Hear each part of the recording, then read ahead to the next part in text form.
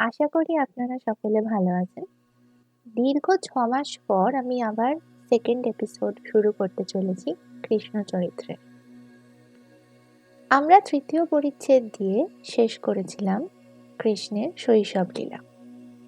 চলুন দেখে নিই চতুর্থ পরিচ্ছেদ অর্থাৎ কৈশোর লীলা সম্পর্কে শ্রী বঙ্কিমচন্দ্র কি বলছেন। ভাগবতকার বলেন, বৃন্দাবনে আসার পর কৃষ্ণ কয়েকটি অসুর বধ করেন, যেমন বকাসুর ও অঘাসুর। বকাসুর হচ্ছে পক্ষীরূপী, অঘাসুর হলেন সর্পরূপী। বলবান বালক ছিলেন কৃষ্ণ, তাই এইসব জন্তু যদি গোপালগণের অনিষ্ট করত, কৃষ্ণ তাদেরকে বধ করা এমন কিছু বিচিত্র নয়। কিন্তু এর একটিরও কথা বিষ্ণু পুরাণে বা মহাভারতে এমনকি হরিবংশেও পাওয়া যায় না।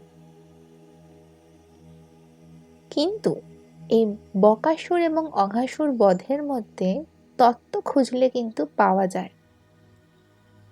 বনক ধাতু থেকে বক এবং অঘ ধাতু থেকে অঘ। বনক অর্থাৎ কৌটিল্য এবং অঘ অর্থাৎ পাপ। যারা প্রকাশ্যবাদী বা নিন্দুক তারা বৎস, কুটিল শত্রুপক্ষ বক এবং পাপীরা অঘ। কৃষ্ণ কৈশোরেই এই ৩ শত্রুকে পরাস্ত করলেন। তারপর ভাগবতে আছে যে ব্রহ্মা কৃষ্ণকে পরীক্ষা করবার জন্য একদা মায়ার দ্বারা সমস্ত গোপাল ও গোবৎসগণকে হরণ করলেন, অর্থাৎ বাছুরদের। কৃষ্ণ সঙ্গে সঙ্গে আরেক সেট রাখাল ও বাছুরের সৃষ্টি করে পূর্ববৎ ঘুরতে লাগলেন। কথাটার তাৎপর্য এই যে ব্রহ্মাও কৃষ্ণের মহিমা বুঝতে অক্ষম। তারপর একদিন কৃষ্ণ দাবানলের আগুন সকল নিজেই পান করলেন। শৈবদিকের নীলকণ্ঠের বিষপানের উপন্যাস তো সকলেরই জানা। বৈষ্ণব চূড়ামণি তার উত্তরে কৃষ্ণের অগ্নিপানের কথা বললেন। এইবার এইখানে বিখ্যাত কালীয় দমন কথা বলবার জায়গা। কালীয় দমনের প্রসঙ্গ কিন্তু মহাভারতে নেই, হরিবংশে আছে, বিষ্ণু পুরাণে আছে। লেখক বলছেন এটি উপন্যাস নয়, রূপক, এবং অতি মনোহর রূপক। রূপকটি এরকম: যমুনার এক হ্রদে বা আবর্তে কালীয় নামে এক বিষধর সর্প সপরিবারে বাস করত। তার অনেক ফনা, বিষ্ণু পুরাণের মতে ৩টি, হরিবংশের মতে ৫টি এবং ভাগবত মতে ১০০০। তার অনেক স্ত্রী, পুত্র, পৌত্র ছিল। সবার বিষে সেই আবর্তের জল এমন বিস্ময় হয়ে উঠেছিল যে কেউ তার নিকটে তিষ্ঠিতে পারত না। অনেক ব্রজবালক ও বাছুর সেই জল পান করে প্রাণ হারাত। সেই বিষের জ্বালায় তীরে কোনো তৃণলতা ও বৃক্ষ বাঁচত না। পাখিরাও সেই আবর্তের উপর দিয়ে উড়ে গেলে বিষে জর্জরিত হয়ে জলের মধ্যে পড়ে যেত। এই মহাসর্পের দমন করে বৃন্দাবনের সমস্ত জীবের রক্ষা বিধান শ্রীকৃষ্ণের অভিপ্রেত হইল। তিনি হ্রদ মধ্যে নিপতিত হলেন। কালিয়া তাকে আক্রমণ করল। তার ফনার উপর আরোহণ করে বংশীধর গোপবালক নৃত্য করতে লাগলেন। সেই বিশাল সাপ সেই নৃত্যে নিপীড়িত হয়ে মুমূর্ষু হল। তখন তার স্ত্রী, পুত্র, পরিবার কৃষ্ণকে সহজ ভাষায় স্তব করিতে লাগিল। ভাগবতকার তাহাদিগের মুখে যে স্তব বসাইয়াছেন সেটা পড়লে সেই সর্পের স্ত্রীদের দর্শনশাস্ত্রে সুপণ্ডিতা বলে মনে হয়। বিষ্ণু পুরাণে তাদের মুখ নির্গত স্তব বড় মধুর। পড়ে মনে হয় তারা বিষ গরলোদ্গারিণী নয়, সুধা বর্ষিণী। শেষে কালিয়া নিজেও কৃষ্ণস্তুতি আরম্ভ করল। কৃষ্ণ সন্তুষ্ট হয়ে কালিয়াকে পরিত্যাগ করে, যমুনা পরিত্যাগ করে সমুদ্রে গিয়ে বাস করতে আদেশ করলেন। কালিয়া সপরিবারে পালালো। যমুনা আবার প্রসন্ন সলিলা হইলেন। তো গেল উপন্যাস। এর ভেতর যে রূপক আছে সেটা এই কৃষ্ণ সলিলা কালিন্দী আসলে অন্ধকারময়ী ঘোর নাদিনী কালস্রোতস্বতী। এর অতি ভয়ঙ্কর আবর্ত আছে। আমরা যে সকলকে দুঃসময় বা বিপদকাল মনে করি, সেটাই হলো এই কালস্রোতের আবর্ত। অতি ভীষণ বিষময় মনুষ্য শত্রু এখানে লুকিয়ে বাস করে। সাপের মতোই তাহাদের লুকোনো বাস, সাপের মতোই তাদের কুটিল গতি, এবং সাপের মতোই অমোঘ বিষ। আধি ভৌতিক, আধ্যাত্মিক ও আধি দৈবিক, এই তিন নিয়ে এই সাপের তিন ফণা। আর যদি মনে করা হয় যে আমাদের ইন্দ্রিয়গুলি সকল অনর্থের মূল, তাহলে পঞ্চ ইন্দ্রিয়ের জন্য এর 5টি ফণা। যদি আমরা মনে করি আমাদের অমঙ্গলের অসংখ্য কারণ আছে, তা ভাবলে সহস্র ফণা। আমরা যখন ঘোর বিপদের মধ্যে পড়ি, তখন এই জগদীশ্বরের পাদপদ্ম ছাড়া আমাদের কিন্তু উদ্ধারের আর অন্য কোনো বিকল্প নেই। তিনি যদি কৃপা করেন, তাহলে এই বিষধরকে পায়ের তলায় পিষে নিজের মনোহর মূর্তি বিকাশ করে অভয় বাঁশি বাজান, এবং তা শুনতে পেলে সমস্ত জীব আবার আশান্বিত হয়ে সুখে সংসার যাত্রা নির্বাহ করে। কাল তরঙ্গিনী প্রসন্ন সলিলা হয়। এই কালো রঙের ভীম নদী কালো স্রোতস্বতীর আবর্ত মধ্যে এই অমঙ্গলরূপী সাপের মস্তকারুরও এই অভয় বংশীধর মূর্তি পুরাণকারের এক অপূর্ব সৃষ্টি। যে এটা গড়ে পুজো করবে, কে তাহাকে পুত্তলি বলে উপহাস করতে সাহস করবে? বৃন্দাবনে গোবর্ধন নামে এক পর্বত ছিল, এখনো আছে। গোসাই ঠাকুররা এখন যেখানে বৃন্দাবন স্থাপন করেছেন, সে এক দেশে, আর গিরি গোবর্ধন আরেক দেশে। কিন্তু পুরাণে এটা বৃন্দাবনের সীমান্তস্থিত। ওই পাহাড়টি এখন যেভাবে আছে, তা দেখলে মনে হয় যে কোনো এক কালে কোনো প্রাকৃতিক বিপ্লবে কেউ যেন সেটাকে উঠিয়ে আবার পুনরায় রেখেছে। হয়তো অনেক হাজার বছর ধরে ওই ক্ষুদ্র পাহাড়টি ওই অবস্থাতেই আছে, এবং এর ওপরেই রচিত হয়েছে যে শ্রীকৃষ্ণ ওই গিরি তুলে 1 সপ্তাহ ধারণ করে তারপর সংস্থাপন করেছিলেন। উপন্যাসটা এরকম: বর্ষাকালে নন্দ এবং অন্যান্য গোপগণ ইন্দ্রযজ্ঞ করতেন, তার আয়োজন হচ্ছিল। দেখে কৃষ্ণ জিজ্ঞাসা করলেন, কেন এটা হচ্ছে? তাহাতে নন্দ বললেন, ইন্দ্র বৃষ্টি করেন, বৃষ্টিতে শস্য জন্মায়, শস্য খেয়ে আমরা ও গোপগণ জীবন ধারণ করি, এবং গরুরা দুধ দেয়। অতএব ইন্দ্রের পুজো করা আমাদের কর্তব্য।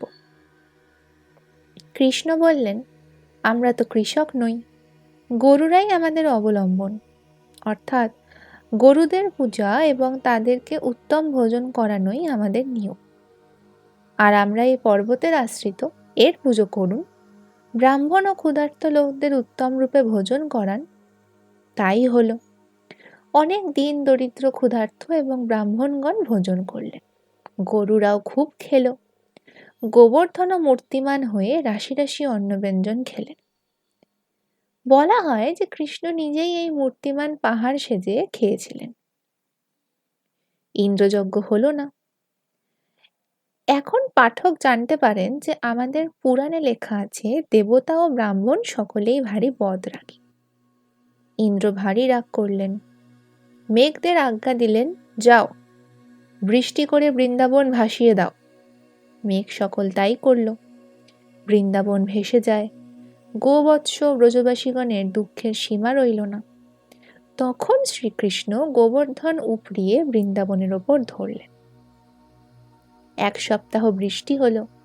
1 সপ্তাহ তিনি এক হাতে গোবর্ধন পর্বত তুলে ধরে রাখলেন। বৃন্দাবন রক্ষা পেল। ইন্দ্র হার মেনে কৃষ্ণের সঙ্গে সম্বন্ধ স্থাপন করলেন। মহাভারতে শিশুপাল বাক্যে গিরিযজ্ঞের প্রসঙ্গ আছে। শিশুপাল বলছেন যে কৃষ্ণ গোবর্ধন ধারণ করেছিল। কৃষ্ণের প্রভূত অন্নব্যঞ্জন ভোজন সম্বন্ধেও ব্যঙ্গ আছে, কিন্তু গোবর্ধন আজও বিদ্যমান। কৃষ্ণ কি এই পর্বত 7 দিন এক হাতে ধরে রেখেছিলেন? যারা তাকে ঈশ্বর অবতার বলেন তারা বলতে পারেন ঈশ্বরের অসাধ্য কি? স্বীকার করছি, কিন্তু সেই সঙ্গে জিজ্ঞাসাও করছি, ঈশ্বর অবতারের পর্বত ওঠানোর কি প্রয়োজন? যার ইচ্ছে ছাড়া মেঘ এক ফোঁটাও বৃষ্টি করতে সমর্থ হয় না, 7 দিন পাহাড় ধরে বৃষ্টি থেকে বৃন্দাবন রক্ষা করবার তার প্রয়োজন কি? যার ইচ্ছে মাত্রে সমস্ত মেঘ চলে যায়, বৃষ্টি থেমে যায়, আকাশ নির্মল হতে পারত, তার পর্বত তুলে 7 দিন দাঁড়িয়ে থাকার কি প্রয়োজন? এর উত্তরে কেউ বলতে পারেন এটা ভগবানের লীলা, ইচ্ছাময়ের ইচ্ছা, আমরা ক্ষুদ্র মানুষ কি বুঝব? এও সত্য, কিন্তু আগে বুঝব যে ইনি ভগবান, তারপর গিরি ধারণ করার তার ইচ্ছা বিস্তারিত লীলা বলে স্বীকার করব। এখন ইনি ভগবান এটা বুঝবো কি করে? তার কাজ দেখে। যে কার্যের অভিপ্রায় বুঝতে পারলাম না সেই কার্যের কর্তা ঈশ্বর, এরূপ সিদ্ধান্ত করা যায় কি? না বুঝে কোনো সিদ্ধান্তে উপস্থিত হওয়া যায় কি? যদি তা না যায়, তবে অনৈসর্গিক পরিত্যাগের যে নিয়ম সংস্থাপন করেছি তারই অনুবর্তী হয়ে এই গিরিধারণ বৃত্তান্ত গণনা করব। তবে এতটুকু সত্যি থাকতে পারে যে কৃষ্ণ গোপগণকে ইন্দ্রযজ্ঞ থেকে বিরত করার জন্য গিরিযজ্ঞে প্রবৃত্ত করেছিলেন। এরকম কার্যের একটা নিগুড় তাৎপর্য বোঝা যায়। এই জগতের একই ঈশ্বর, ঈশ্বর ভিন্ন কোনো দেবতা নেই, ইন্দ্র বলে কোনো দেবতা নেই। ইন্দ্র ধাতু বর্ষণে তাহার পর রক প্রত্যয় করলে ইন্দ্র শব্দ পাওয়া যায়। অর্থ হলো যিনি বর্ষণ করেন। বর্ষণ কে করেন? যিনি সর্বকর্তা, সর্বত্র বিধাতা, তিনিই বৃষ্টি করেন। বৃষ্টির জন্য একজন পৃথক বিধাতা কল্পনা করা বিশ্বাস করা যায় না। তবে ইন্দ্রের জন্য যজ্ঞ প্রচলিত ছিল বটে। এরূপ ইন্দ্র পূজার একটা অর্থও আছে। ঈশ্বরের অনন্ত প্রকৃতি, তার গুণ সকল অনন্ত, কার্য অনন্ত, শক্তি সকল সংখ্যায় অনন্ত। এরকম অনন্তের উপাসন কি করে করব? অনন্তের ধ্যান হয় কি? যাদের হয় না তারা তাদের বিভিন্ন শক্তির পৃথক পৃথক উপাসনা করে। এরূপ শক্তি সকলের বিকাশ স্থল জড় জগতে জাঞ্চল্যমান। সকল জড় পদার্থে তার শক্তির পরিচয় পায়। এই জন্য প্রাচীন আর্যগণ তাহার জগৎ প্রসবিত স্মরণ করিবার সূর্যে, তার স্মরণ করিয়া বরুণে, তার সর্বতেজের আধারভূতি স্মরণ করে অগ্নিতে, বায়ুতে এবং অন্যান্য জড় পদার্থে আরাধনা করতেন। ইন্দ্র এরূপ তার বর্ষণকারিণী শক্তির উপাসনা করতেন। কালে লোকে উপাসনার অর্থ ভুলে গেল, কিন্তু উপাসনার আকারটা বলবান ছিল। কালে এরূপই ঘটে থাকে। ব্রাহ্মণের ত্রিসন্ধ্যা সম্বন্ধে তাই ঘটেছে। জগদীশ্বর সর্বভূতে আছেন, মেঘেও আছেন, পর্বতেও আছেন, গোবৎসেও আছেন। যদি মেঘের বা আকাশের পুজো করলে তার পুজো করা হয়, তবে পর্বত বা গরুর পূজা করলেও তাহারই পূজা করা হবে। বরং জড় পদার্থের পূজা অপেক্ষা দরিদ্র এবং গরুদের সপরিতোষ ভোজন করানো অধিকতর ধর্মানুমত। লেখক বলছেন গিরিযজ্ঞের তাৎপর্যটা এইরকম। এবার আসি পঞ্চম পরিচ্ছেদ অর্থাৎ ব্রজগোপী কাহিনীতে। মহাভারতে ব্রজগোপীদের কথা কিছু নেই। সভা পর্বে শিশুপাল বধ পর্বাধ্যায়ে শিশুপালকৃত সবিস্তার কৃষ্ণ নিন্দা আছে। যদি মহাভারত প্রণয়নকালে ব্রজগোপীগণ ঘটিত কৃষ্ণের কিছু গল্প কথা থাকতো, তাহলে শিশুপাল কখনোই কৃষ্ণ নিন্দাকালে তা পরিত্যাগ করতেন না। অতএব নিশ্চিত যে আদিম মহাভারত প্রণয়নকালে এ কথা চলিত ছিল না, তারপরে গঠিত হয়েছে। বৃন্দাবনে গোপীদের বাস, গোপ থাকলে গোপীও থাকিবে। কৃষ্ণ অত্যন্ত সুন্দর, মাধুর্যময় এবং ক্রীড়াশীল বালক ছিলেন। এজন্য তিনি গোপ গোপী সকলেরই প্রিয় ছিলেন। হরিবংশে আছে শ্রীকৃষ্ণ বালিকা যুবতী বৃদ্ধা সকলেরই প্রিয় পাত্র ছিলেন। অতএব গোপীজন প্রিয় শব্দে সুন্দর শিশুর প্রতি সৃজনসুলভ স্নেহ ভিন্ন আর কিছু বোঝায় বলে মনে হয় না। রাস প্রসঙ্গে লেখক বলছেন, স্ত্রী পুরুষে পরস্পর হাত ধরে গাইতে গাইতে এবং মণ্ডলী রূপে ভ্রমণ করতে করতে যে নাচ হয় তার নামই রাস। বালক বালিকারা এরকম নাচ করে আমরা দেখেছি, এবং যারা বাল্য অতিক্রম করেছে তারাও দেশ বিদেশে এরকম নৃত্য করে। রাস শব্দের অর্থ একটা খেলা। এই রাসলীলা বৃত্তান্ত কিছুটা দুর্বোধ্য, কিন্তু এর ভেতর যে গূঢ় তাৎপর্য আছে তাই লেখক এখানে পরিস্ফুট করেছেন। মনুষ্যত্বই মনুষ্যের ধর্ম। সেই মনুষ্যত্ব বা ধর্মের উপাদান আমাদের বৃত্তিগুলির অনুশীলন ও চরিতার্থতা। সেই বৃত্তিগুলিকে শারীরিক, জ্ঞানার্জন, কার্যকারিণী এবং চিত্তরঞ্জিনী এই 4 শ্রেণীতে বিভক্ত করা হয়েছে। যে সকল বৃত্তি বা ভাবের দ্বারা সৌন্দর্যের পর্যালোচনা হয় এবং আনন্দ অনুভূতি হয় সেই সকলের নাম হলো চিত্তরঞ্জিনী বৃত্তি। চিত্তরঞ্জিনী বৃত্তির অনুশীলন অভাবে ধর্মের হানি হয়। যিনি আদর্শ মানুষ তার কোনো বৃত্তি অননুশীলিত বা স্ফূর্তিহীন থাকিবার সম্ভাবনা নেই। এই রাসলীলা হল কৃষ্ণ এবং গোপীগণ কৃত সেই চিত্তরঞ্জিনী বৃত্তি অনুশীলনের উদাহরণ। গোপীজনের জন্য কিন্তু ঈশ্বর উপাসনা একদিকে অনন্ত সুন্দরের সৌন্দর্য বিকাশ, আরেকদিকে অনন্ত সুন্দরের উপাসনা। সব প্রকার চিত্তরঞ্জনের দ্বারা গোপীগণের ভক্তি যখন উদ্বৃত্ত হতো, তারা কৃষ্ণানুরাগিনী হয়ে নিজেদেরকেই কৃষ্ণ বলে জানতে লাগত। জগদীশ্বরের সৌন্দর্যের অনুরাগিনী হয়ে জীবাত্মা পরমাত্মায় যে অভেদ জ্ঞান তা প্রাপ্ত হয়ে ঈশ্বরে বিলীন হতো। এখানে লেখক এও বলছেন যে কৃষ্ণ চরিত্র বিশুদ্ধিতায় সর্বগুণময়ত্বে জগতে অতুল্য। তার মতো অক্ষম অধম ব্যক্তি সেই পবিত্র চরিত্র গীত করলেও লোকে তা শুনবে, এই অভিনব কৃষ্ণগীতি রচনায় তাই তিনি সাহস করেছেন।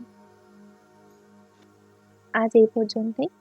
পরের এপিসোডে শোনাবো রাসলীলা এবং শ্রী রাধা সম্পর্কে বঙ্কিমচন্দ্র কি বলেছেন। শুনতে থাকুন কৃষ্ণ চরিত্র।